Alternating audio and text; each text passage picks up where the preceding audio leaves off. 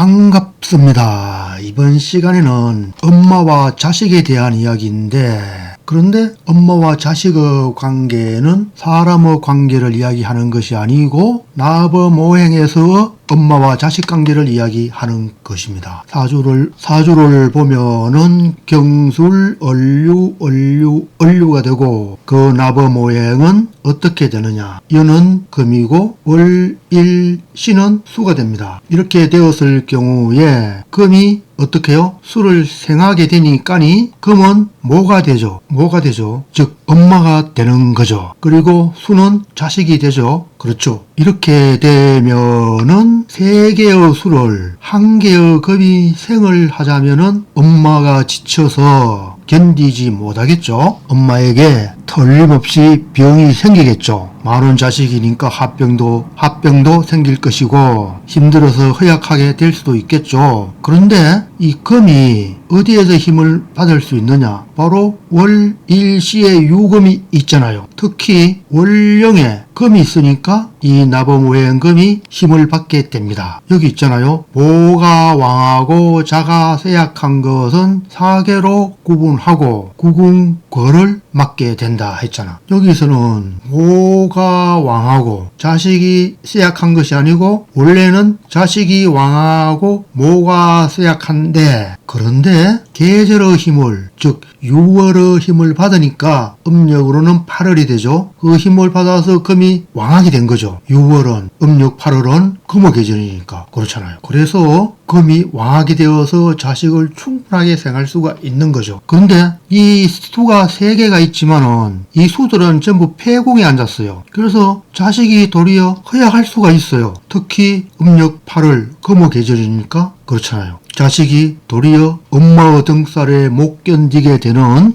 그런 형상이 되지만, 그렇지만 요상하게 태를 보면은 자가 있어요. 그리고 나범오행도 수가 돼요. 그래서 자식도 쇠약한 것이 아니고 자식도 건강하잖아요. 이렇게 자식이 쇠약하고 어미가 강한 것을 모다멸자라고 하는데, 이 경우에는 힘이 대등하죠. 연의 나범오행 금은 월령을 받아서, 월령에서 힘을 받아서 강하고, 또 자식의 나범오행 수는 태에서 힘을 받아서 강하고, 이렇게 되어서 이 사람은 어떻게 되었느냐? 귀하게 되었다. 이 사주는 앞 한번 나왔던 사주죠. 앞에 한번 예시된 사주입니다. 그래서 그를 읽어보면은 타가 와서 나를 극하는데 내가 강하고 내가 강궁을 차지하여 있으면 해롭지 않다. 이것은 연의 나범오행 금을 극하는 것은 화죠. 화가 귀가 되는 거예요.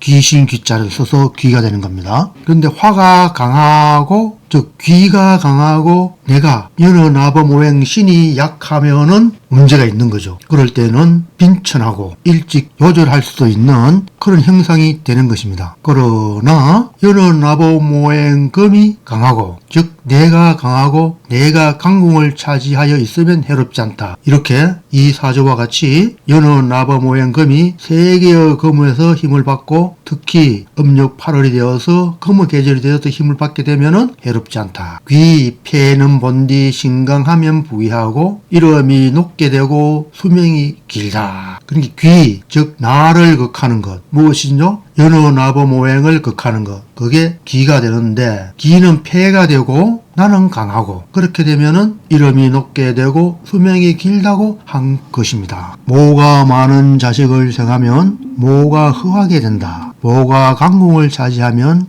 허하게 되지 않는다. 바로 이 사주의 이야기가 이와 같은 것이 된다는 것입니다. 그래서 귀하게 된 것입니다. 모가 왕하고 자가 쇠약한 것은, 자식이 쇠약한 것은 4개로 구분하고 구궁궐을 맡게 된다. 9개의 궁궐을 맡게 된다 했으니까 재상쯤 되겠죠. 재상. 모가 왕하고 자식이 쇠약한 것은 4개로 구분하고, 즉 월령으로서 구분하여야 한다는 것입니다. 요거 선생님의 이야기는 가령 금인의 토는 모가 되고 수는 자식이 된다. 또 금이 8월에 태어났으니 덕령은 가을이 되었고 살은 덕지하지 못하여 모의 기운을 다 훔쳐가지 못하니 귀하게 되었다. 이렇게 하여 나범오행상의 엄마와 자식 관계를 알아보았습니다. 감사합니다. 덕도하십시오.